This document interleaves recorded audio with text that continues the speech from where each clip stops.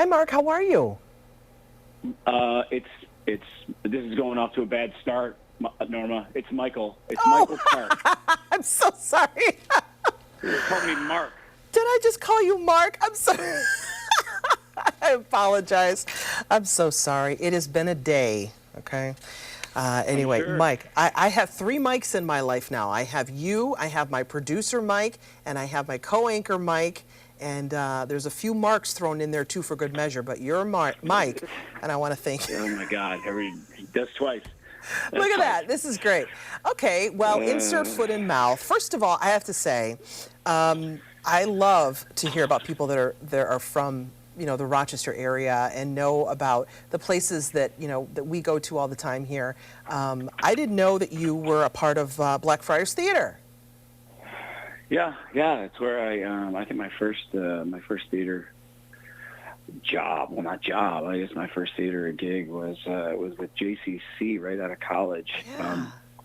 And then shortly after that, it was with Blackfriars, and Blackfriars was a home, to me at least, for, I don't know, 4 or 5 shows. It's just it's a wonderful place, and it's a great opportunity for young actors and people who want to get into the business to kind of grow and learn and make a lot of mistakes freely. What was that like for you, making mistakes in front of people that, they may have known you when you were growing up in Canandaigua? What do you mean, making mistakes at Blackfriars? Not mistakes, but being matter. very young and new in the business. That's what I mean. Oh, it was, I remember all wonderful things. There's not a negative thing, because I finally, I felt like I found my people, and I think my mother and my family and everyone knew. It's like, oh, that's where Michael belongs, for sure. That's okay. Yes, good. That's amazing. He found his place. That's so awesome. You were in Rochester Children's Theater. I'm looking at a photo of you and what looks to be Ralph Moranto. Gosh. Yeah, yes. Ralphie yes. Moranto. That guy, we love him. Yeah. Androcles and the Lion. Yeah. It's amazing. I think it's so awesome. And now here you are on one of the most popular shows, out there right now, Stranger Things. I've started watching. I haven't gotten all the way through season 3 yet, but tell people about your character and how you got the job, really. How you ended up on this season. Well, I hate to correct you again, but I've been very fortunate to be in 2 of the hottest shows in the last Michael, 2 or 3 years. Tell. One of them being Dear Evan Hansen, which and then again Stranger Things. Stranger Things wouldn't have happened without Dear Evan Hansen, That's without amazing. the generosity of our wonderful producer Stacey Mindich for giving me the time to go shoot something like Stranger Things. And Wow. I believe someone was, I don't want to drop a name, but I will, Sean Levy, one of the executive producers and one of the directors of Stranger Things, I guess, had seen Dear Evan Hansen's a big musical theater guy or big theater guy in general. And Wow. He saw my tape and was like, Wow. He had a conversation with whoever he had a conversation with and said, we got to grab this guy. So That's amazing. I'm very, very fortunate for Sean and for everyone over there. It's quite an incredible experience. It's amazing. I love that. It's a great story. So you were in the right place at the right time, and people were watching and said, that guy right there, we want that guy. There's a lot of work that goes involved with that right place and the right time. And I got to tell you, it happened back in Nazareth. If it weren't for my wife forcing me to audition, and if it weren't for my friends like Donna Corso and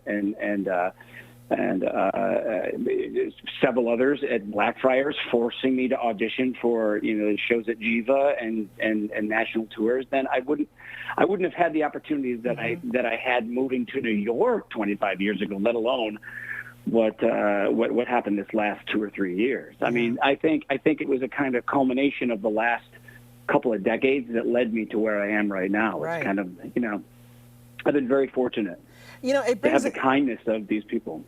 Exactly right. Kindness and that basically them having faith in you as an actor.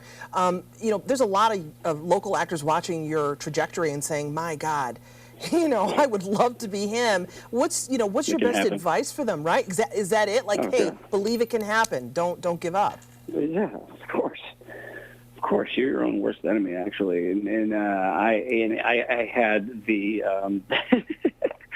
I was lucky enough to be to not understand what was happening to me. To be in the dark of all of these things, and again to have these guiding hands helping. So I mean, I would say that you just gotta. You have some wonderful outlets there in Rochester. You've got the JCC. You've got, I believe, the Downstairs Cabaret still around. And you have Blackfriars. If you can just see your way to a Blackfriars audition, get in there. Yeah. Fight for it. And if you don't succeed, you got to keep going. If this is what you want to do, then the word no should not really affect you very much. Yeah. I'm not gonna lie. It has affected me every once in a while, but You're human, you right? just don't get. Well, you just don't get to where you just don't get anywhere if you just keep hearing the no's and not hearing the possibility. Yeah, that's awesome. What's it like to be on the season and with the cast? I mean, it's become such a. I love it because it's like throws me back to being a kid, right? Like the '80s, the mid '80s, or the '80s. Like that was my jam. That's when I was growing up. All the stuff they're talking come on. about. That mall culture was real for us, wasn't it? I mean, that was the place to be. You were somebody if you were at the mall. Right. I still just go by myself to the Palisades Mall here in West Nyack, and I just walk around going, yeah, this doesn't hold a candle to Eastview.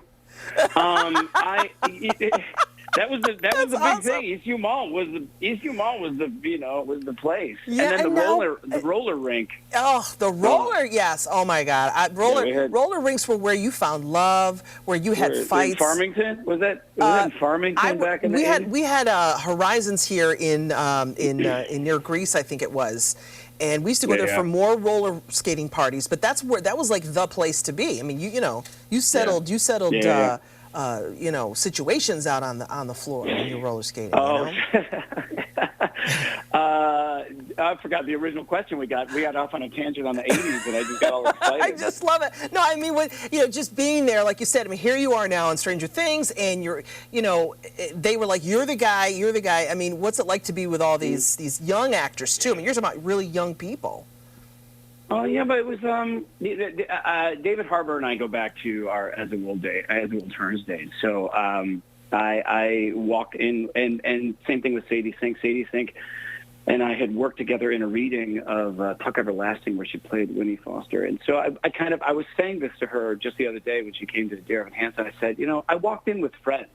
I walked onto that set with a couple allies, and it really helped the situation out a lot. It definitely calms the nerves, because this is a well-oiled machine that has been running for 2 seasons. They don't they could live or die without me. I just wanted to be part of that. I wanted to get in there ready to go and to not throw a spanner in the works anywhere. So it was just it was a wonderful welcoming when David and I, when I knocked on his door. Yeah. That's so cool. We just sat and laughed for about 10 minutes straight, going, "What are you doing here?" I mean, it was really wonderful. Isn't that wonderful? It's amazing how you're in your career. I mean, you see the same people. It's like you never want to burn a bridge, because you never know. No, it costs nothing to be nice. You know what? I'm my mother's son. There you go. Oh, I hope it costs nothing to be nice. That is I'll tell you what, that's a lesson we can all learn, and that we all need to hear, no matter what line of work we are in. Okay, what's next for you, for people who are following you, for all your hometown fans and fans elsewhere that are watching you? What's next? Can you share that with us? Yeah, sleep. I'm going to. I'm not allowed to say when, obviously, but I'm finishing up on Broadway very soon, and I haven't been, around nights for my family. Oh. My daughter's 15. Annabelle is going to be a sophomore in high school, and I miss looming over them while they're doing their homework. Yeah.